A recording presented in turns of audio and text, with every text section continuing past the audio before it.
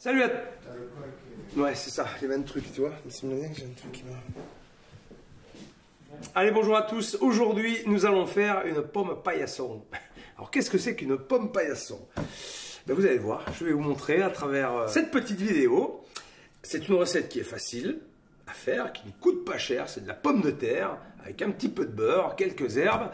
Et surtout, elle fait partie des 100 recettes incontournables qu'il faut savoir faire chez soi. Et vous la retrouvez sur mon bouquin, d'ailleurs. Entre parenthèses, alors si vous vous êtes lavé les mains, si vous avez affûté vos couteaux, ça va être important. Et si vous êtes abonné, on va pouvoir commencer cette vidéo. Vous êtes prêts? C'est parti. La liste des ingrédients est en bas de la page. Alors je commence par peler mes pommes de terre. Okay. Les mettre dans l'eau. Voilà. Je prépare mes couteaux. Je taille ma pomme de terre en deux. Ensuite je prends le filet de sol pour faire de fines tranches de pommes de terre.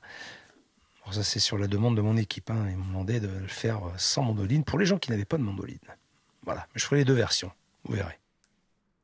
Voilà, donc là j'écrase un petit peu, comme ça, pour que ce soit plus facile à couper, pour que ça aille plus vite surtout. Voilà, et là on y va. Faites attention à vos doigts, surtout. Les pommes paillasson, moi j'adore ça, chez mon père j'en faisais beaucoup, on faisait des grosses casseroles de pommes paillasson en garniture. Et on taillait comme des portions de tarte, c'était vachement bon. Ça, c'est si vous n'avez pas de mandoline. Si vous en avez une, hop, je vais même mettre mon torchon dessous, parce qu'en fait, il ne faut pas les laver. Les pommes de terre, il faut juste les essuyer pour garder l'amidon, c'est important, ça permet à la cuisson que les pommes de terre se tiennent. Donc là, voilà, on taille la mandoline.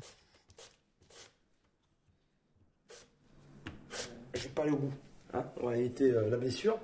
Alors j'ai utilisé, je ne l'ai pas dit tout à l'heure, mais de la binge, ça va très bien pour faire la pomme paillasson ou la BF. Voilà.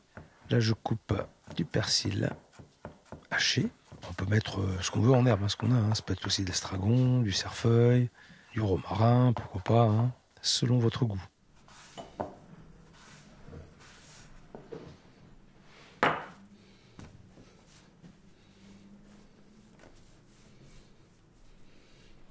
J'assaisonne bien sûr les pommes de terre avec du sel.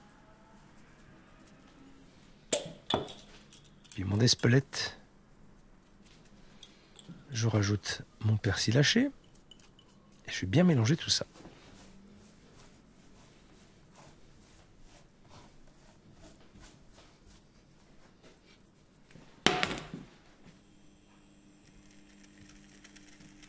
Ok. Alors, j'ai mis de l'huile dans ma casserole. Alors, je démarre un petit peu chaud juste pour que ça saisisse rapidement, mais je baisse mon feu quand même après pour éviter que ça brûle aussi.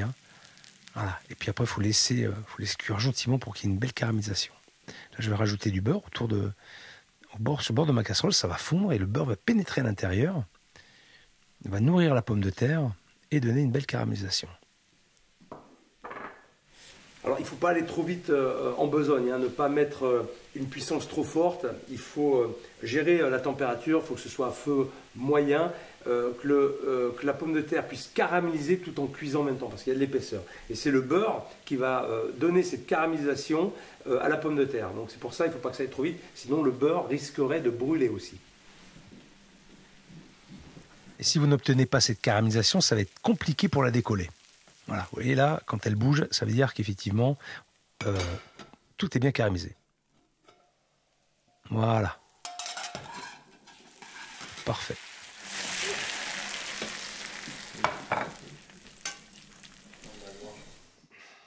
Voilà, là c'est cuit sur les deux côtés. Je débarrasse. Voilà, ben, vous savez maintenant faire une pomme paillasson aux herbes. Vous voyez, c'est pas compliqué. Si vous avez des commentaires à faire, si vous avez rencontré des difficultés, n'hésitez pas.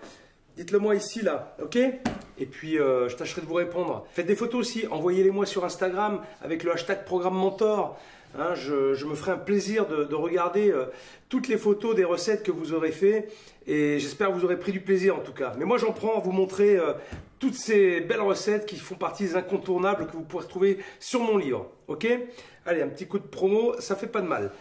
Il me reste plus qu'à savourer cette délicieuse pomme paillasson avec une petite entrecôte, ça marche bien. Et puis de vous dire à la prochaine vidéo. Salut! Pour vous équiper avec du matériel de qualité, tout ce que j'utilise est disponible sur ma boutique en ligne. Pour ne louper aucune vidéo et devenir de vrais chefs, abonnez-vous en cliquant sur ma tête. Et pour ceux qui ont loupé ma dernière vidéo, c'est juste là.